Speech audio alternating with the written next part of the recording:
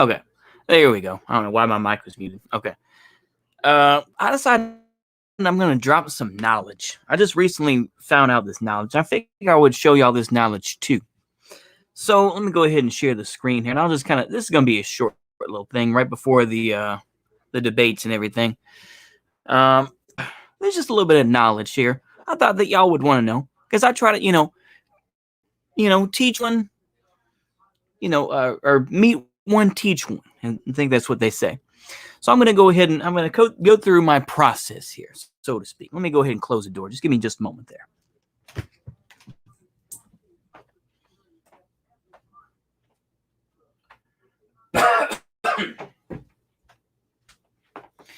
All right.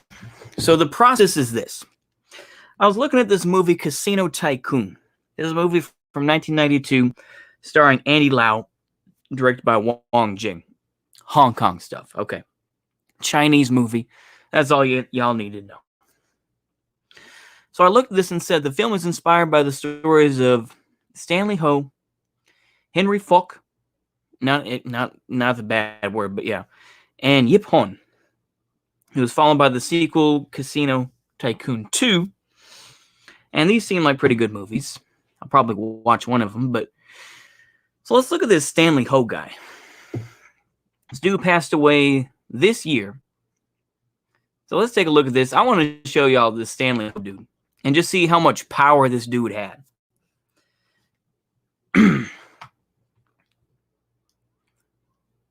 So this is him. Here's a good picture when he was. So that's that Stanley Ho. So let's talk about this dude a little bit. All right. So we got a whole lot of GBM and all that British type shit. Basically, that's all British titles and everything. Royalty titles. Hong Kong, Macau billionaire businessman. His original patrilineal surname was Bosman, which was later synthesized to Ho.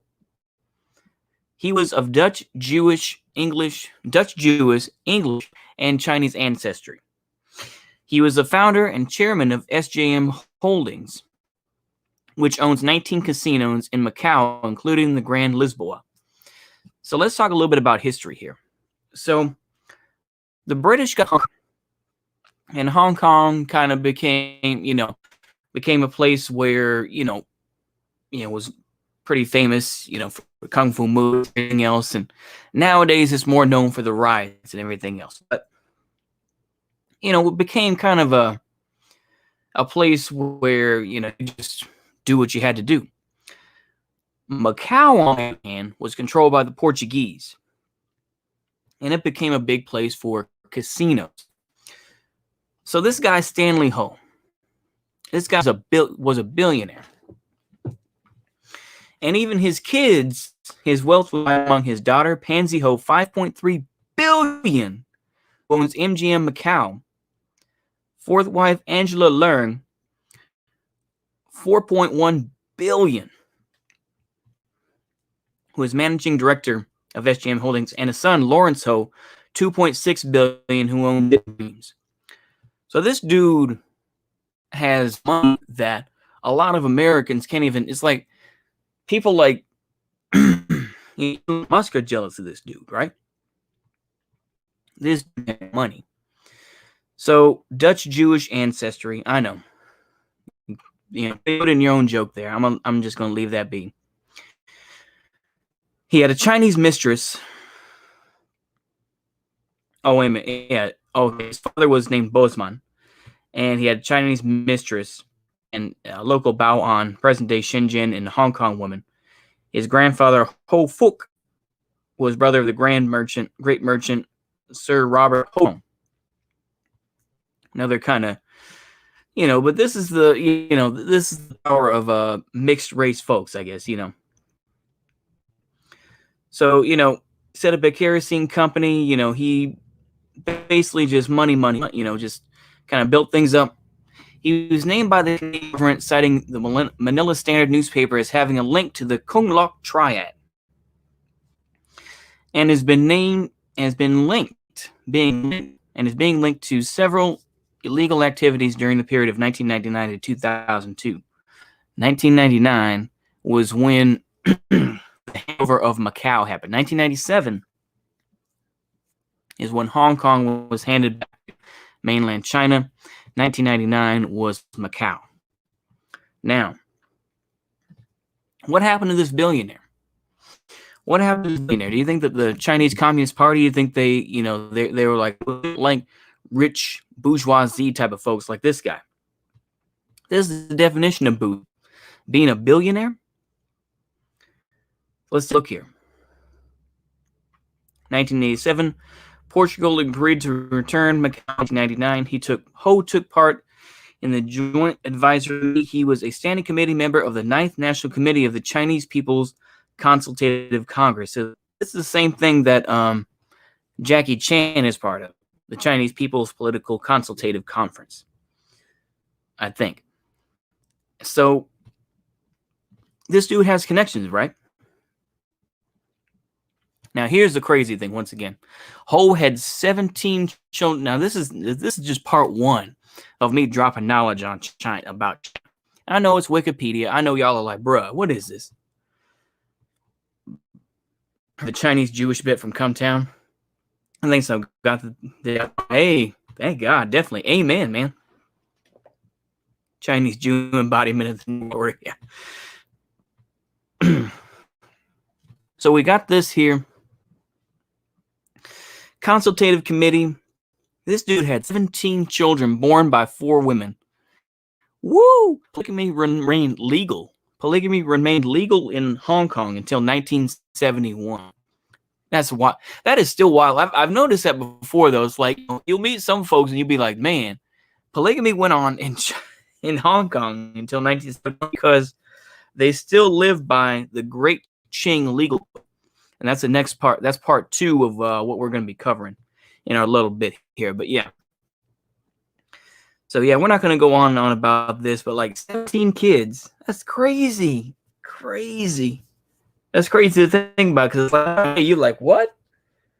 You're crazy. You know, it's like people think you're crazy for having 3 kids nowadays. You know, this dude has 17 kids. Damn. Wow, you know. Tango Cha-Cha dancer. Apparently, yeah, according to available records, Bruce Lee and Stanley Ho were cousins through Lee's mother, Grace Ho. Her father, Ho Kom Tong, and Ho's grandfather, Ho Fuk, were half brothers. Ho Kom Tong shared the same mother, but have a Chinese father, Kwok Hing Yin. Kwok Hing Yin. I think is Dom Chi for my Cantonese pronunciation. But still, crazy stuff, man. This donated Qing relics to Beijing, 2007. Lansford dispute, 2 British Virgin Islands. Oh man, I mean, this dude was worth, I mean, billions, $2.5 billion, man.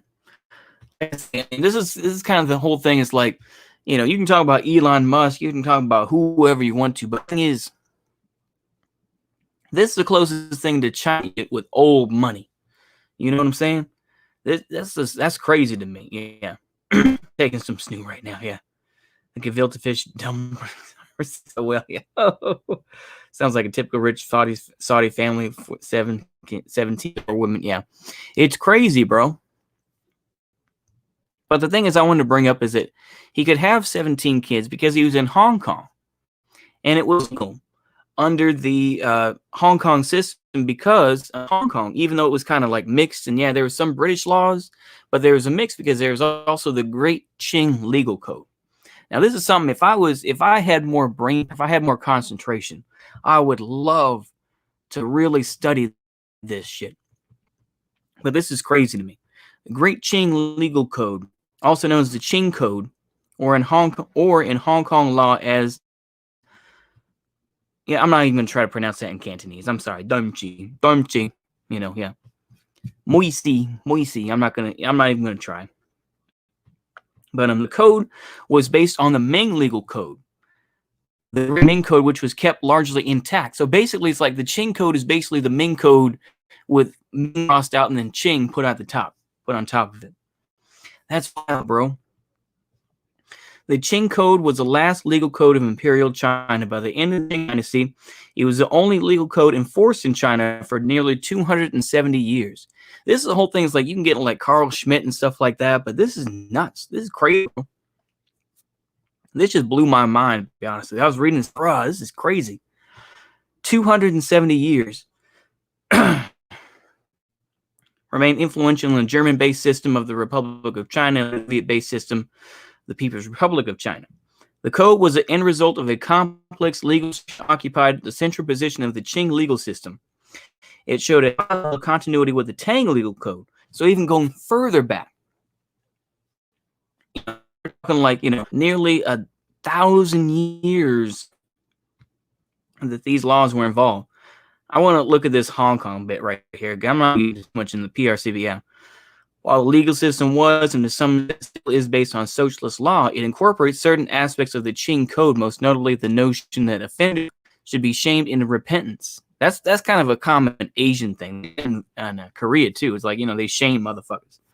We don't have shame in the United States. It's like we don't have shame in the West in general, not in the same way. There really isn't that shame where it's like, man, it's like, your mom going to look down, your grandma going to look down on you. People don't have that. That's part of the reason why the West is the way it is. That's why it's like, people want to stand China and say, oh, China, so socialist. It's like, look, China is what it is. China has a 5,000 plus year history, my dude. Don't try to stand if you don't understand all the aspects of it. You know what I'm saying? But this is wild to me. In Hong Kong, after the colonization by the British Empire in 1941, the Great Qing Legal Code remained in force for the local Chinese population. Until the end of the 19th century AD, Chinese offenders were executed by decapitation, whereas the British would be put to death by hanging. Even deep in the 20th century, imagine if people were still decapitated nowadays. That'd be crazy, bro.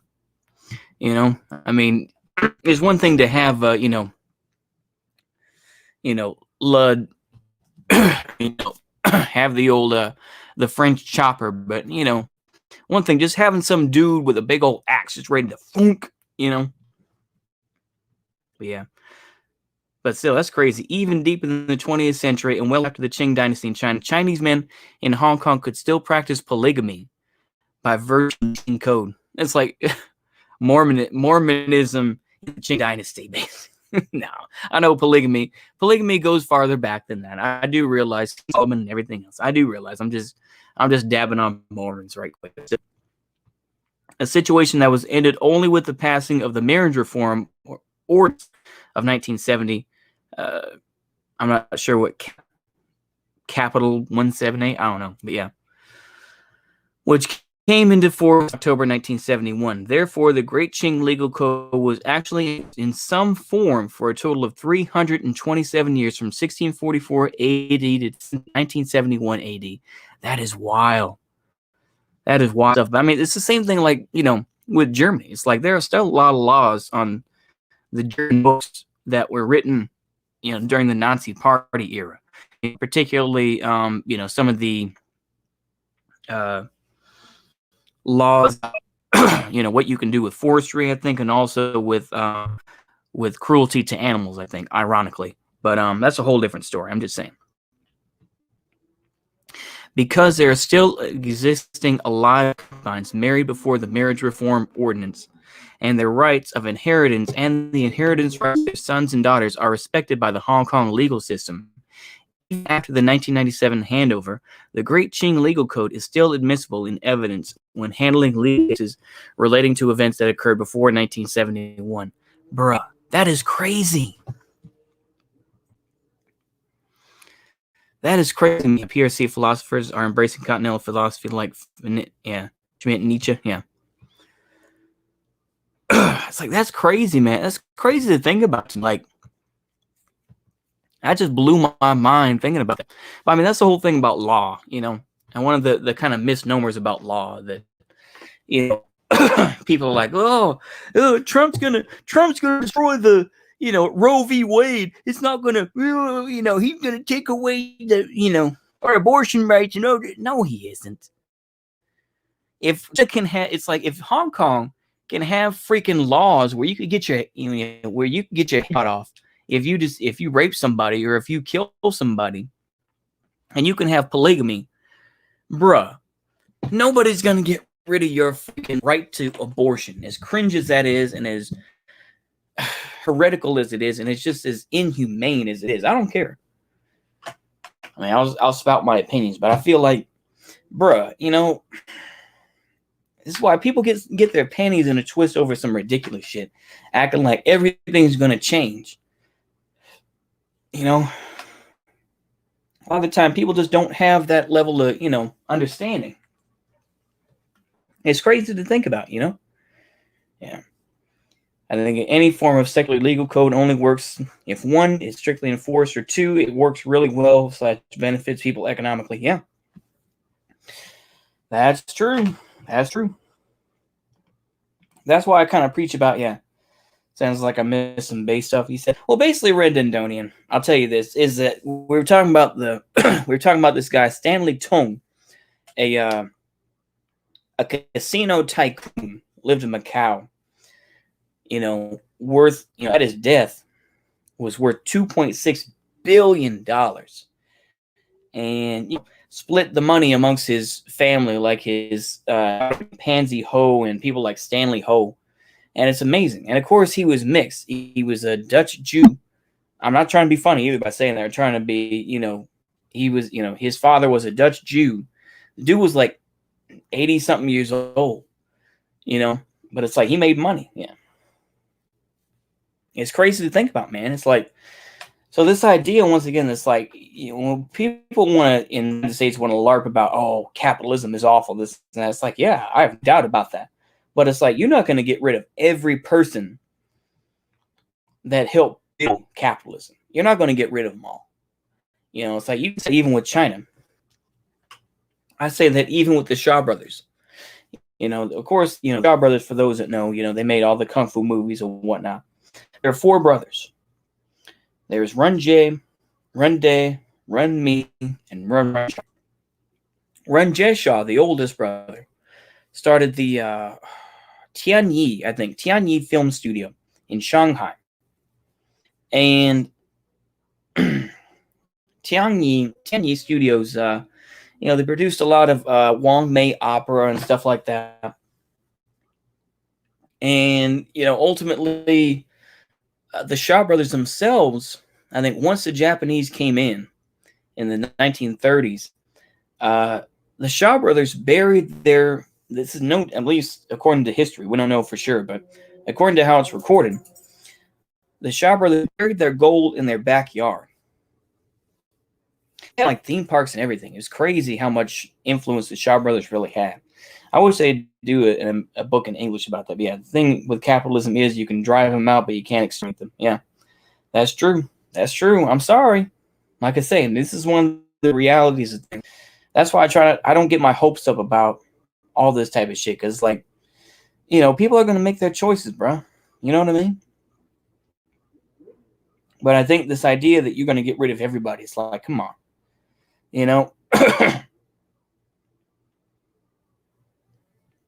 Yeah, that's the whole thing, man. Like I said, you can disagree and whatnot, yeah. Oh, well, we're kind of talking about China and Chinese law. We were talking about the Great Qing Law. Talking about the Qing Dynasty and those laws, that existed. I'm talking about decapitation. They allowed decapitation in the 19th century in Hong Kong. It's crazy, man. Like I say, it's one of those things where it's like, people can talk a lot of shit, but at the end of the day, people are willing to break bread behind things. People are going to break bread behind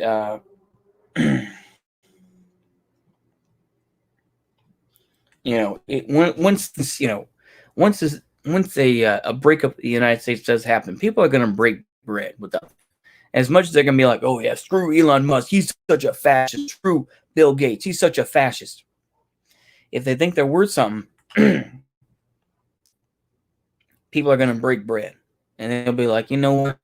As long as you keep your distance and you keep your mouth shut, we're gonna let you run this place over here. But of course, Elon Musk, he's too stupid for that. I'm just saying. But Bill Gates, I think Bill and Melinda Gates are a little smarter than that. I'm just saying is that, be careful of what, your so-called comrades think. Be careful of that. Because, like, at the end of the day, allies can come from anywhere. That's all I'm telling y'all. Yeah. That's all I'm saying to y'all. Yeah, the idea of a utopian end of history for any ideology is naive. Yeah, that's true. Yeah, their legal code had been around for longer than any other nations. Yeah, that's true. That's true. Like I say, man, you know what really broke me? You know what really broke me in the fear and everything? Is 2012. How many of y'all were old enough to remember 2012? When 2012 came along, it's like, oh my gosh, the world's in, December 21st, 2012. Remember what the Mayans said. And it's like, that type of shit broke me. It really did. It's like, I still think about, climate change, this and that, but it's like, the world ending, the idea of that, or the world as we know it ending, that kind of broke me. Because, 2012 came and went. A lot of folks were like, okay, you see what I'm saying? Yeah. That's my take anyway. If America collapses and you have to flee, just make such you take your knowledge of kung fu movies with you. Oh yeah, of course. Yep. Oh yeah, of course.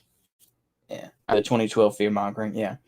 It's crazy to think about. Yeah, Bill is much more pragmatic, but yeah, most leftists never get the idea of successful tactics like amount of working with. Yeah, exactly. Like I say, they, I think, once again, I will give him some props.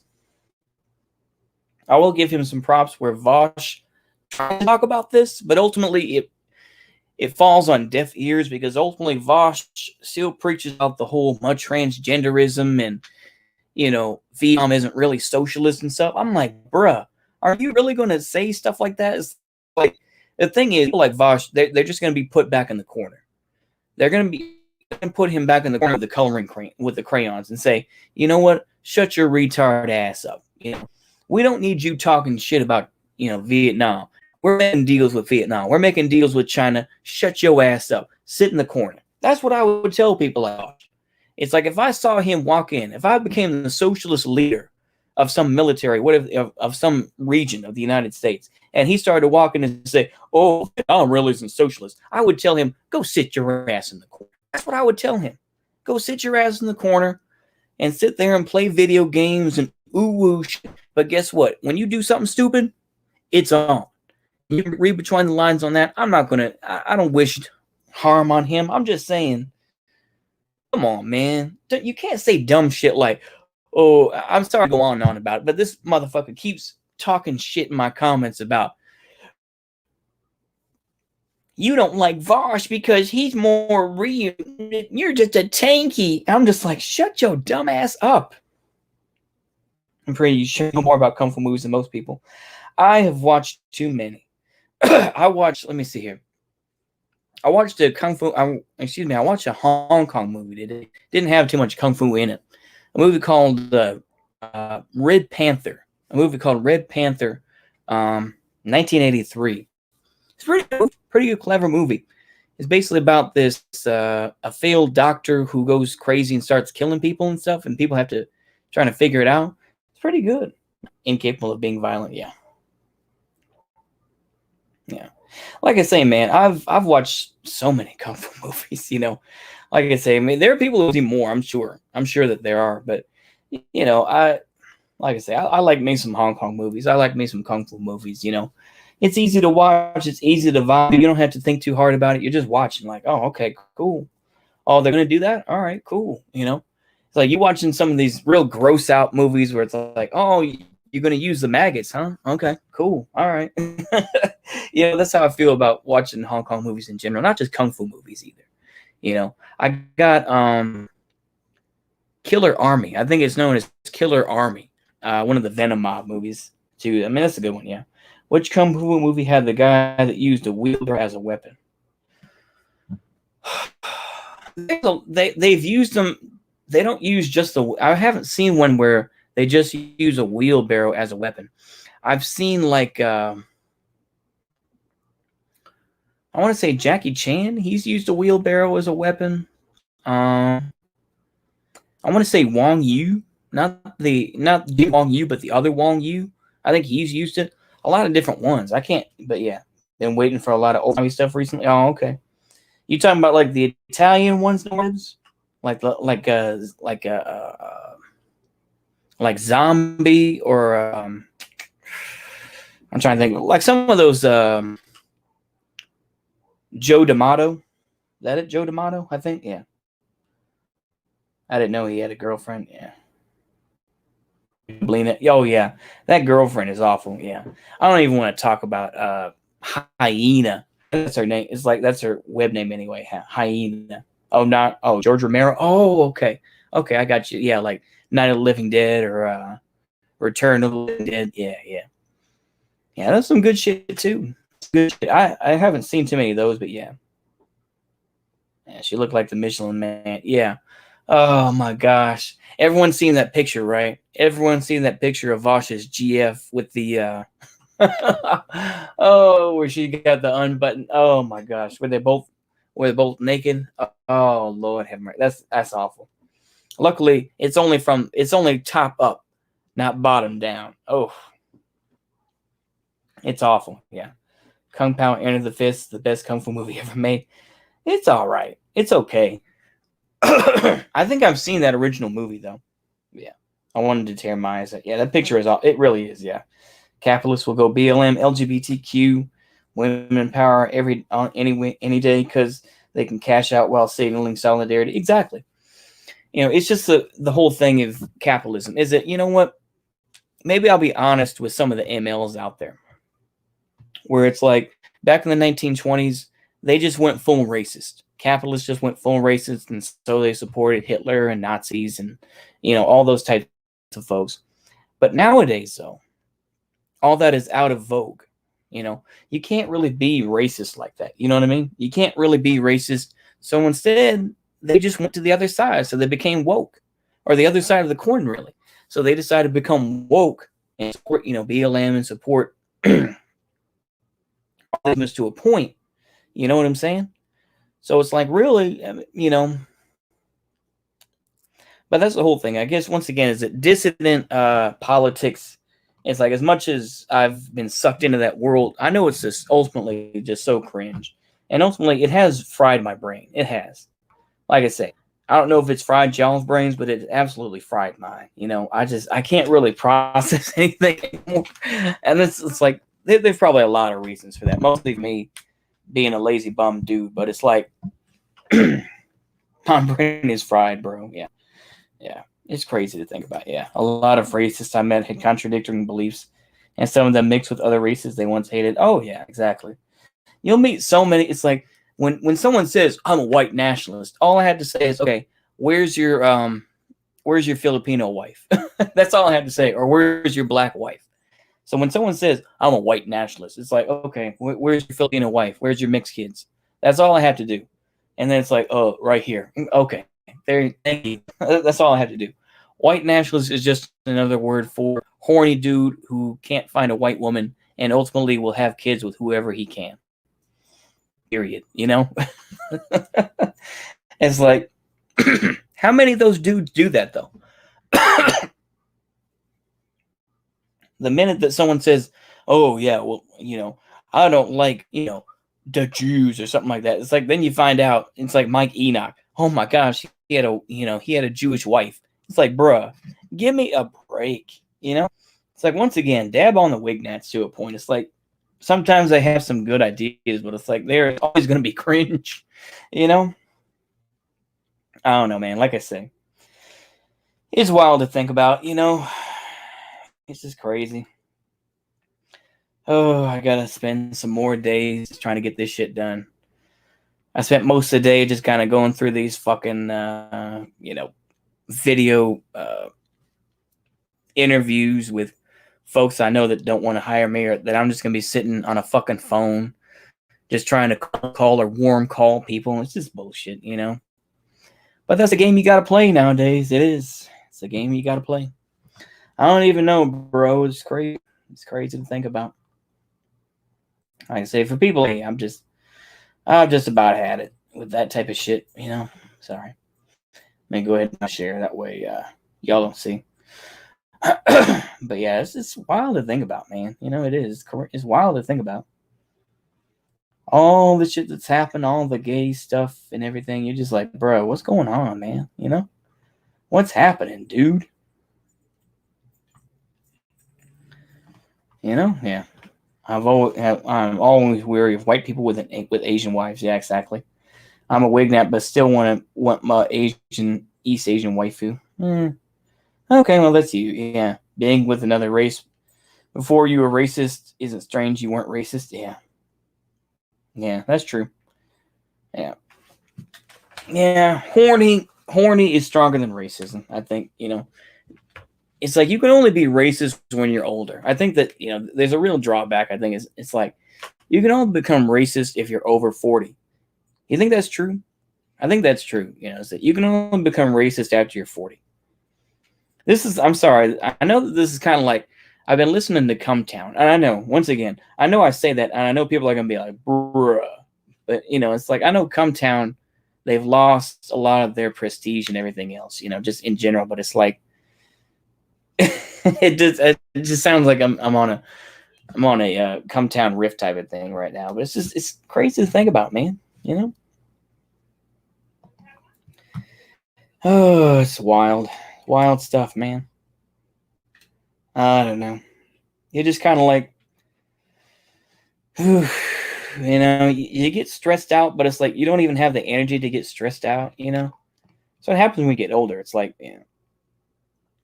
I was joking. I'm neither a Wignet nor am I married. Okay, that's cool. My bad, Will DeMarco. My bad. My throat getting sore again. Oh shit. Oh, I don't even know what to say anymore. It's just crazy. It's crazy. Let me see if there's a video we can watch. Let me see here. I think I got some videos saved. I saved a lot of stream videos, but a lot of them are just gay, and I don't want to watch them. But let's see here. Let me see what's on the old videos here. And don't worry, I'm going to share the screen again here in a minute. But yeah. Uncle Thomas, you're right. Thank you. That's nice. It's just crazy to think about, isn't it? Yeah.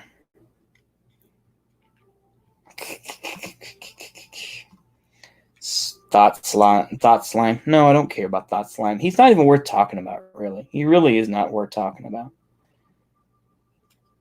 Presidential. Yeah, I don't care. Okay, let me see here. Sorry. Let me see here. I know the debates are coming up. I don't really give a shit, honestly, about the debates. I think they're gay. If I'm being honest with you, I do. I think the debates are gay. I think it's just gay shit, to be honest with you. You know what I'm saying? I don't really care. It's just ridiculous. I mean, yeah, it'll be interesting mildly, but it's like, who cares? It's like, just fight. Huh?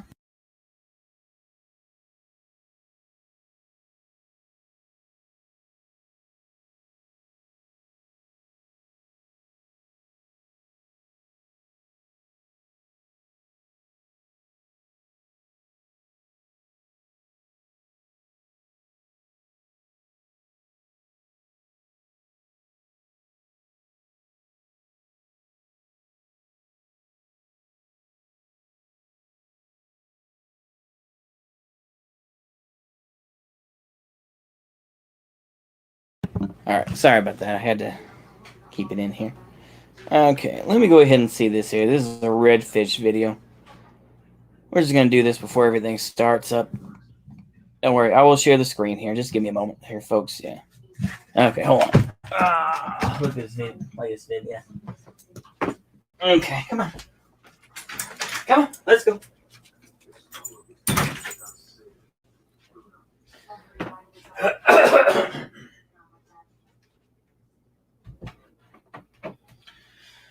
Okay. All right, we're gonna do this last video, then we're just gonna. Yeah, Ollie Thorne has been looking like a lady. Yeah, he really is. Let me show this recent redfish video. Let's see how much I agree or disagree with it. Why not? We'll go ahead and do that.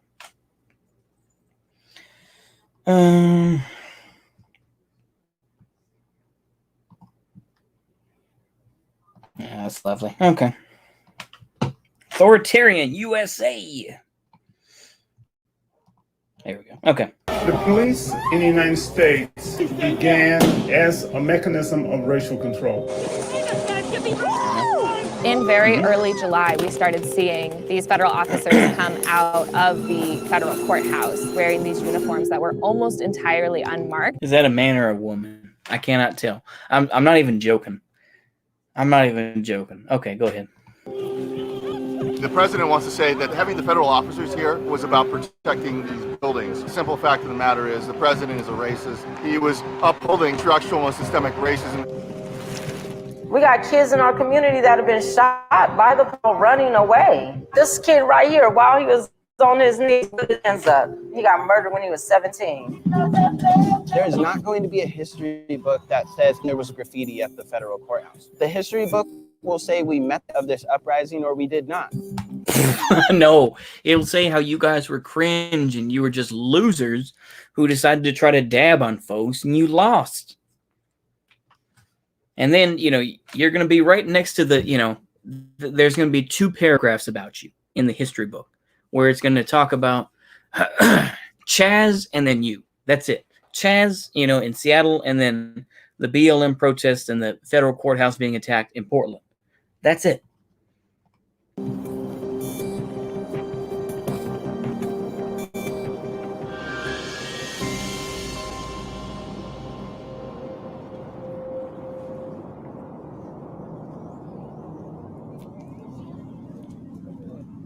Like everywhere else in the country, Portlanders were understandably horrified by the killing of George Floyd, but the protest didn't start in earnest until a few days later. Tuck Woodstock. Where do they come up with these names? Tuck Woodstock.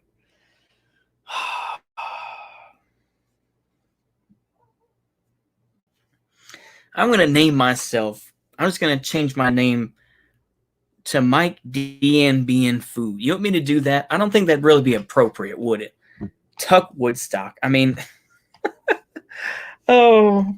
And the first night of the Portland protests, hundreds of people marched all the way from North Portland to downtown where the Portland Police Headquarters is located. Yep, that's true. You are correct. No more lives. Yep, we're getting what we deserve. After that first night, the response became much more aggressive. What we were seeing from protesters was throwing plastic water bottles or shaking a chain link fence. And what we were seeing from police was... I love that. I love that. Oh, mwah. Oh, yes, we're non-violent. We're non-violent. This is the same type of thing. It's like, I saw that there was a video post about the Spanish Civil War. And I know, we've been over that topic a little bit. It's well-covered ground for us. But it's like, there was a person who said, oh, well, the CNT, you know, denounced the destruction of Catholic churches. It's like, they sent out fucking pamphlets where they, oh, you guys shouldn't do that. What the fuck was that going to do? It just, go ahead. Gas, crowd control munitions, bull rushing, arrest. Most of the folks that are showing up to the protests are calling for the complete abolition of Portland police. But a concrete demand that was created within the first couple weeks was for the Portland City Council to defund the Portland Police by $50 million because there was a budget vote coming up in June. Okay, I will repeat this again. You are never going to get rid of the police. Period. As long as human beings are on this earth, you will never get rid of police. Period. All right? The thing is, once again, socialists, you know, the today, the MLs, everything else would be like, yeah, it's awful seeing what, you know, what happened to George Floyd, this and that. You know what? And then I'll say, Felix Dzerzhinsky, though. Felix Dzerzhinsky, you think he was kind to anarchists? You think he was kind to counter-revolutionaries? Hell no. He did what he had to do in the Cheka. So don't give me this fei hua MLs and be like, oh, well, you know, we don't know what cops are doing. Oh, we should respect free speech. Shut the fuck up. You would not respect free speech if you took over. Don't give me that. Any sort of mention of Pepe would be banned. Don't give me that shit where you wouldn't want to. Nobody would. If they had the choice to have free speech or not, they'd be like, no. We would control everything. You know. The community's demand for $50 million in cuts. After hearing that for 7 hours, the Portland City Council voted to cut only 3% of the budget. It ended up being less than $20 million. Thank you all. The budget is passed. Are they going to show the clip of Ted Wheeler getting gassed because he decided to go out into the streets? Or show the footage of Ted Wheeler getting his attacked or getting his condo attacked? They're not going to show that, are they? Ted Wheeler is a weak mayor here. He controls the department, but obviously he doesn't have a very good handle on it when he can't even get his own cops to stop gassing protesters. Well, it's not the PPD that's doing that. I believe that's federal agents. You don't even know who you're fighting against. And what we're saying is we need to defund the police department, move that money into social services. We do not need the military-style weapons. It's just not necessary. You know, you're effectively turning War Machine against the people that live here. Well, it's about time. It's about time, you know. It didn't happen in the 1980s in general, you know. Didn't really happen in the 70s as much in the United States. Yeah, in the 60s, you bet your ass. But, you know, you had a good long time where it was avoided, and now it's just coming back. Chickens are coming home to roost, as they say, so I don't really feel sorry. Go ahead. But we also have to have a different mayor, because Ted Wheeler is a prime example of a privileged white man millionaire. You will never, let me tell you this once again, you will never be happy with who is mayor. You will never be happy with it. Okay? Let me just tell you something. You know, it's like if you think that Mayor Durkin in Seattle is doing a better job than Ted Wheeler. No, they both equally suck. And you will never be, once again, it's like, oh, we need to come up with a new mayor. Once again, this shows he's not a real revolutionary in the sense of, well, you know, we just don't like Ted Mayor because he's a weak mayor, implying that there's going to be a strong mayor of Portland. No, that's reformism. It's reformism. This guy is pushing for reformism. Who comes from privilege, and he just doesn't have the ability to understand the need of all the people here.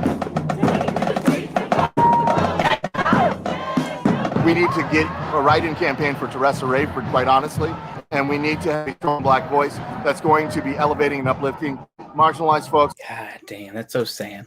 Not just black marginalized folks, but marginalized folks across the board.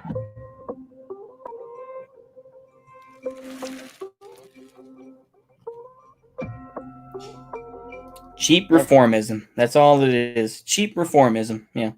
4 more years. Yeah. Yeah. He's keeping America great by playing 4D chess 4 more years. Yeah, exactly. Trump, American Gorbachev. Yeah, he probably would be. Yeah. It's just so ridiculous. Yeah. Let the deterioration of the Americas occur under a Republican government and the meanwhile organize. Yeah. That's the only way through. Yeah. That's true. That's true. Let's go ahead and continue on. This is just ridiculous. If anybody needed an example of what systemic racism looks like, they could look at the way Portland and the way that the city of Portland and the state of... Take off that hat. You look so ridiculous. Take off that hat. You look like you're part of the black version of Captain and Tennille. Give me a break. Go ahead. Oregon identifies their services to communities. They have literally criminalized being black. And that criminalization has turned into political funding. And there's maybe 70 community partners that are using hundreds of millions of dollars to identify problems, not solutions. Why isn't there a plan to invest in those communities? And we are so past investment. Once again, they're still seeing this from a capitalist perspective. We need to invest in these communities. That's cheap lip service. Once again, there's so much of a push going on right now where we're going to invest in black communities. We're going to invest with black entrepreneurs, this and that. You have Diddy, of course, coming out saying, oh, we support, you know, white people are evil, this and that. It's like, you can say that. I'm not going to sit here and be a wignat about it too deeply. But I will say is that you are sowing the seeds of your own destruction by saying shit like that. You know? Policed when there's not a crime. But whenever someone's suffering from domestic violence or hate crimes, there's no investigations happening. The violence is coming from the police. We got kids in our community that have been shot by the police while running away, unarmed. We got kids that have been shot. This kid right here, while he was on his knees with his hands up, Quantus Hayes. And yesterday had been his 21st birthday, and he got murdered when he was 17. Do you actually see her winning the mayoral race in Portland? Are you kidding me? Come on. The system is based on white supremacy. In my sociology classes, The thing is that white supremacy is becoming a meme. Because once again, how is it that if white folks aren't reproducing, then how is it that white supremacy still exists? If there's going to be less and less white folks around, you can't keep using white supremacy. It'll just be capitalism. Because then it'll just be black folks that are one saying, yeah, we support the police, this and that. Or it's going to be Hispanics that are going to be joining the police force. So you can't just use this white supremacy. You can't keep using that argument and think that it holds water.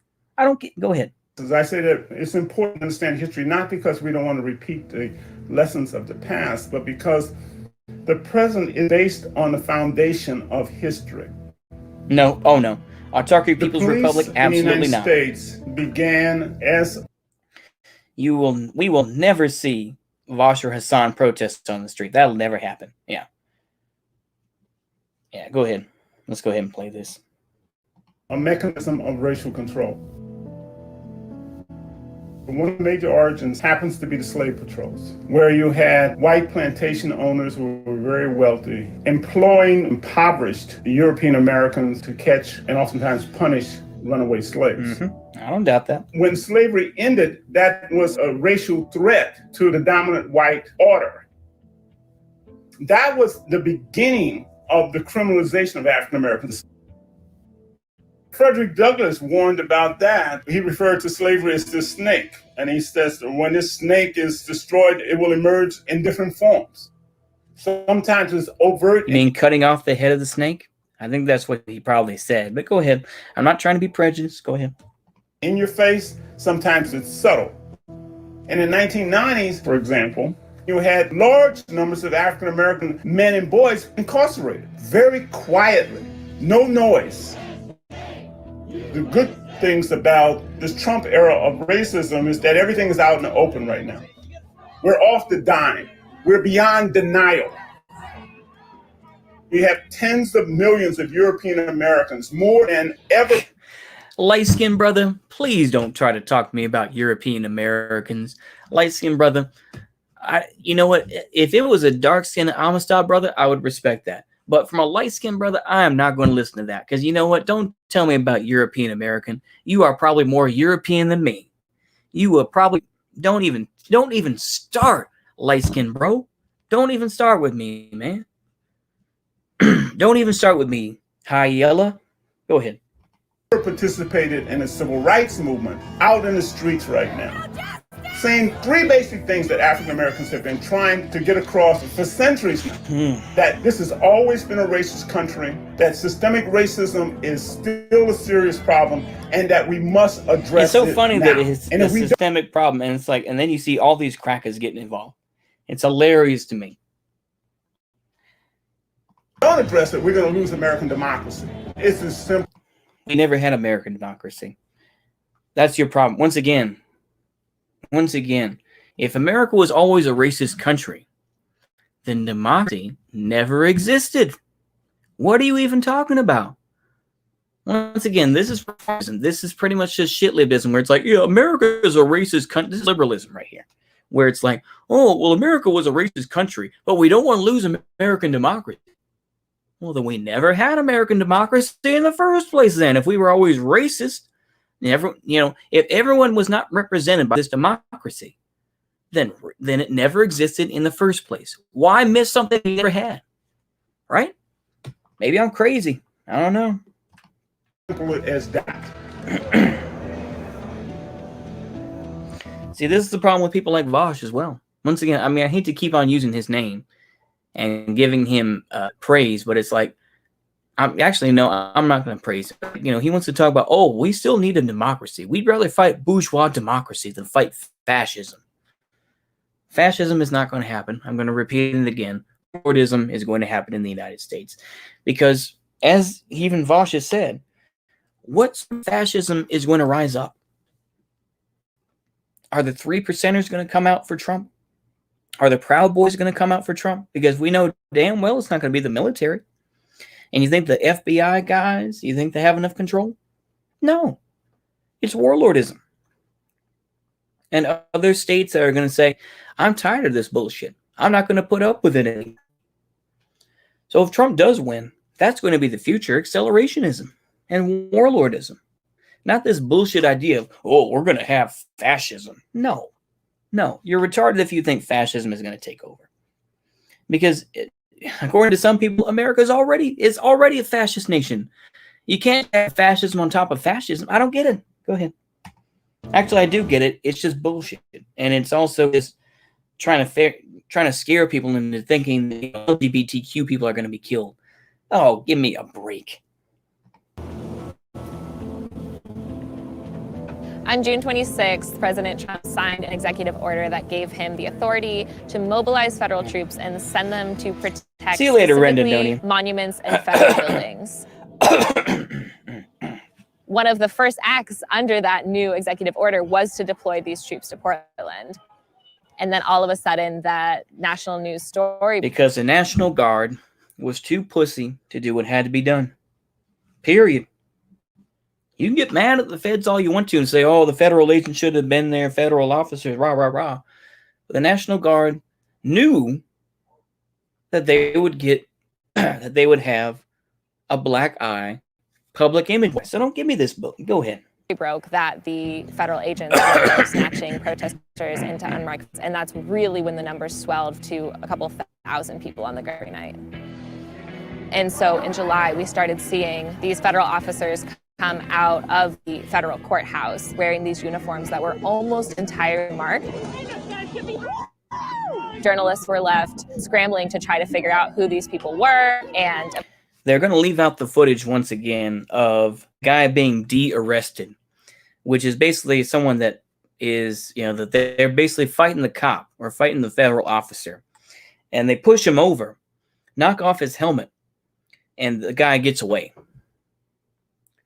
Or they're not going to show the peaceful protesters when they get in the phalanx when they're headed towards the courthouse. Now, you can say, oh, that's not that bad. Fine. It isn't that bad. But the thing is, though, it's disingenuous to be like, oh, well, it's all one side. Go ahead. Eventually, we found out that there was a combination of several different federal agencies, the U.S. Once again, do you see most of those guys with M4s? No. You see them with paintball guns. Like I said, once again, if this was a different country, once again, the thing is that even people like Jason Unruh were talking about the fact, oh my gosh, it's so awful and this and that. It's like if you were a socialist country and you had rioting that you would have considered to be a color revolution, you would have sent in the military to crush them. Don't give me this fuck shit. If you're an MO, you can on one side of your mouth say, oh my gosh, this is awful, but on the other side of your mouth say, this is what we would do if we were in charge, and we would do it much fucking worse. So don't give me this bullshit. Marshals, ICE, Custom and Border Patrol, and the Federal Protective Service. The police are being used right now in a very offensive type of strategy by the President of the United States with the support of the Attorney General. The police are not just reacting. They are going out there to instigate and keep the turmoil going, at least until election. Hold on. So once again, it comes out BLM is really just a puppet force that is used every time before the election. BLM was hardly talked about 2017, 2018, 2019. Hardly any word about it. Suddenly 2020, election year, starts to come back out. Now, of course, like I said, I don't know that's more of a Republican sort of belief or a Republican with the 3 Ks. I get it. But still, go ahead. I don't think we've seen that kind of offense maybe since the 1968 police riot in Chicago, in Selma, Alabama. The federal officers were really using virtually identical tactics to what Portland police has been using for years on protesters. But when federal agents use those exact same tactics, Mayor Wheeler suddenly condemned them strongly. And so there's an incident on July 22nd when Mayor Ted Wheeler came down to the protest and said, you know, if y'all get gassed, I'm also getting gassed. And he was an idiot. Gassed badly twice, wearing just a paper mask.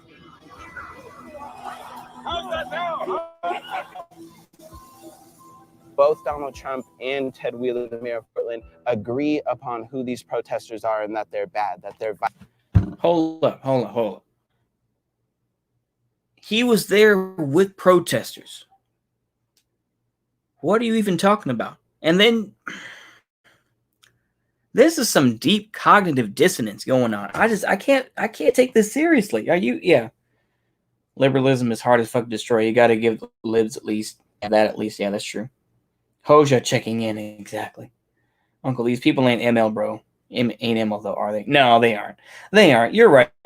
No more lives. You're right.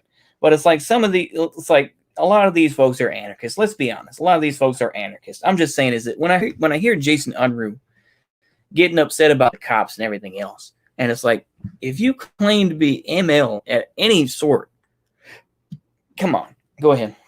We're almost done with this. Violent anarchists, that they're outside agitators, that they're destructive entities in our community.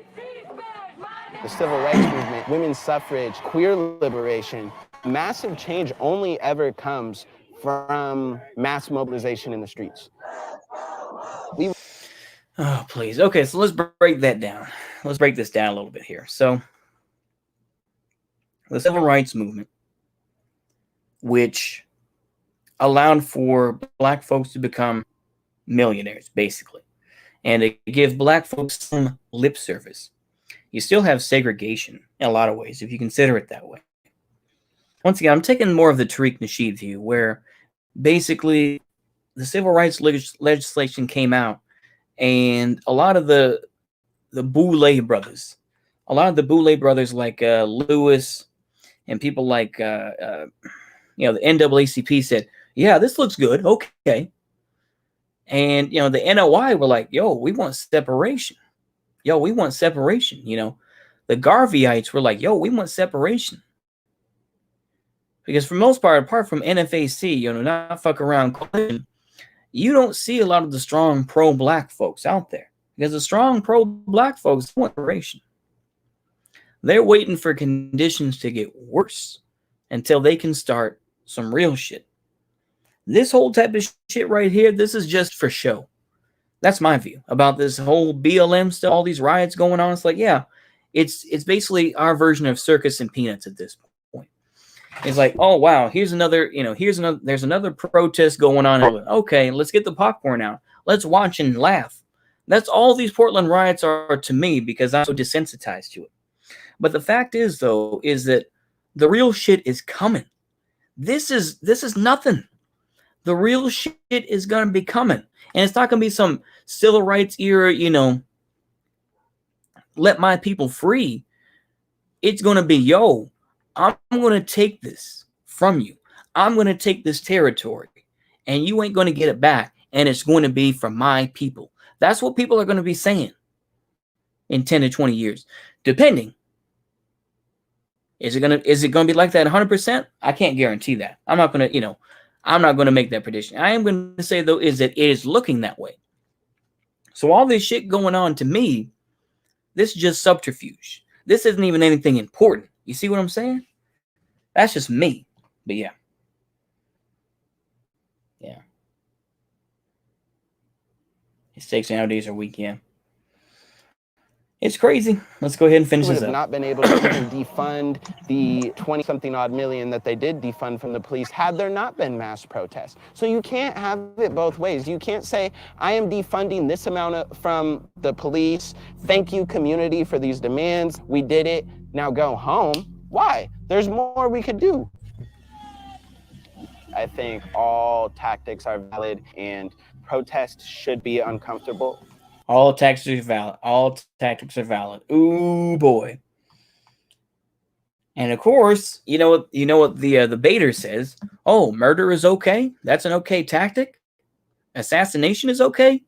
Destroying people's homes and stuff like that, or going through people's yard and stuff like that, or setting them up. That's valid. I'm sorry, that's a baiting. That's obviously a bait and switch. But it's like, you lead me to that point. Go ahead. There is not going to be a history book that says, and then there was graffiti at the federal courthouse. The history book will say we met the moment of this uprising or we did not. It's not going to mention No, because that's so idiotic. Once again, liberals took the power, the energy of the civil rights movement, and they took it for themselves.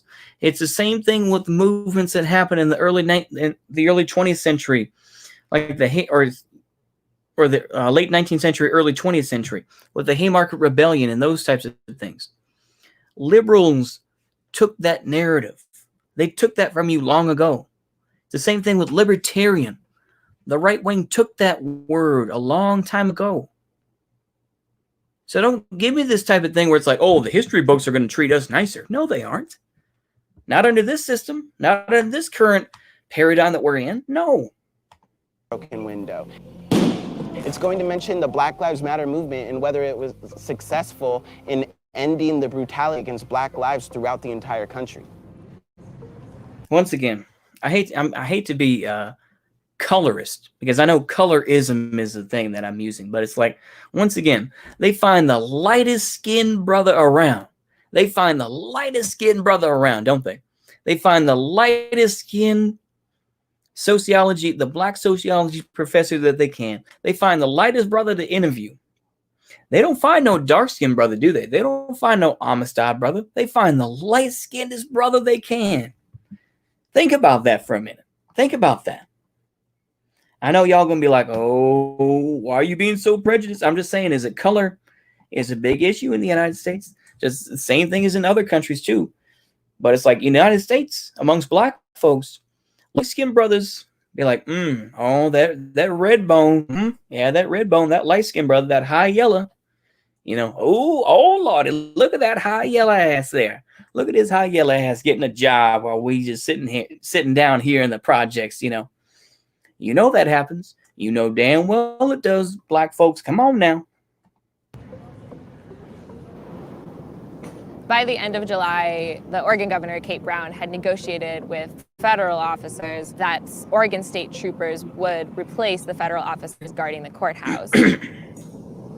Protest has diminished dramatically when the federal officers were removed, and there's no one really to fight anymore. There's no one to chant at anymore.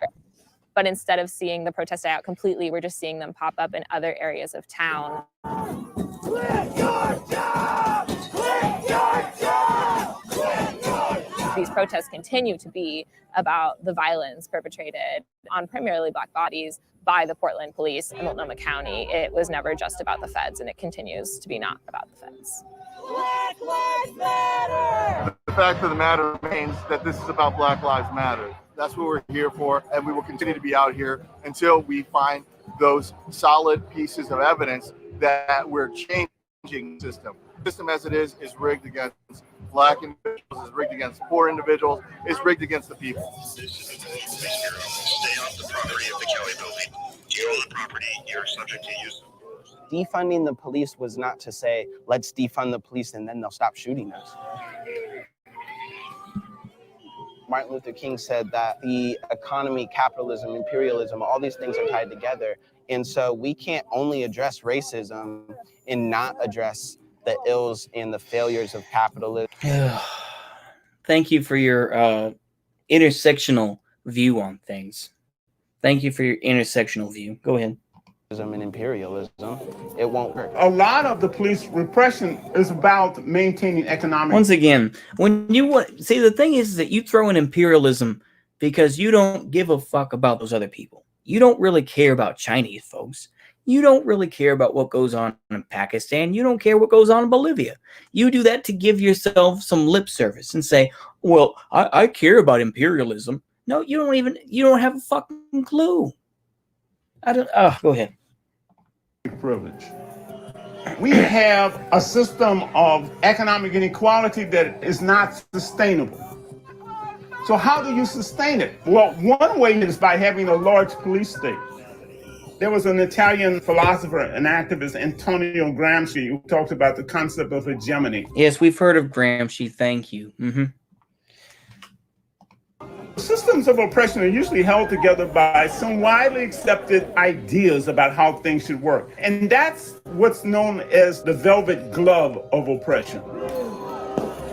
But when the velvet glove doesn't work, you have the iron fist. And the iron fist would be your police.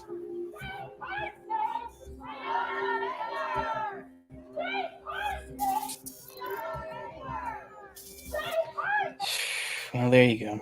There you go, folks. All right. I can't even begin to give a shit about this. So, I mean, this is just, like I said, this is just the beginning. It depends on how bad it's going to get. Don't worry, I'm not going to make y'all watch some Vosh, but yeah. Black bodies, yeah. Amistad brother, yeah. I mean, that is, like I say, some dark-skinned Amistad brother. I'm just saying. Yeah, Vosh was nowhere to be seen during the Seattle protests of Chaz. Yeah, he's too busy in his room being a degenerate. Yeah. Yeah. The thing is, people talked about that too, where it was like, oh, why aren't you out there, Vosh? Because you obviously live in Seattle. And he's like, oh, well, I don't want to do that because, it'll just distract from things. And people will be worried. It's like, trying to do meme stuff like poggers and stuff like that. And people don't want to see that. It's just so gay, bro. It really is. It's just some gay shit. Like I say, man, it's just ridiculous at this point, though, I'm going to stop sharing the screen. We're just going to go back to this. I mean, what else is there to be said? Like I say, I'm going to be busy the next few days trying to get some schoolwork done. So I figure I put out a stream. I'm not going to stream the debates because I don't feel like getting into it. I think it's just gay. I'll watch it on my own. And, y'all can just kind of chill and watch whatever it is y'all do. Y'all watch anime or something like that or other stuff.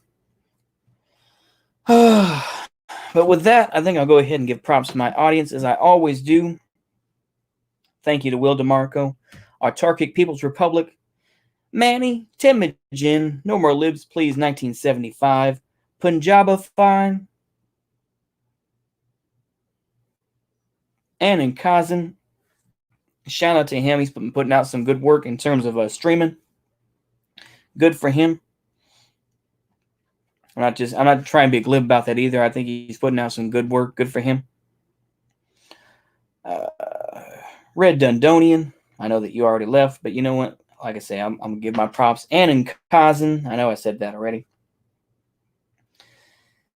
This is what it's all about, money. Eating, drinking, sleeping, fucking. I can't even have a little baby with this girl, man. Her womb is so polluted. I'm sorry. I've been destroyed by American society. What can I say? I'm sorry. 3 out of 10 salt and pepper. That's funny. I think Union Army Ball. I think you were in here too for a little bit. Let me see here, but just to make sure, I'm going through here. I think that's about it. Like I say, Will DeMarco. Yeah. But that's about it, though. I figured, yeah. Yep. Take care to y'all. I hope y'all have a good night. I'm going to go ahead and I played it at the beginning. We're just going to play it at the end too. Why not? Just for those that missed it before. I know that it's kind of hackneyed and kind of overused, but we're going to do it anyway. Here we go. But as always, I hope y'all have a good night, good day, wherever you are in the world, and see you later.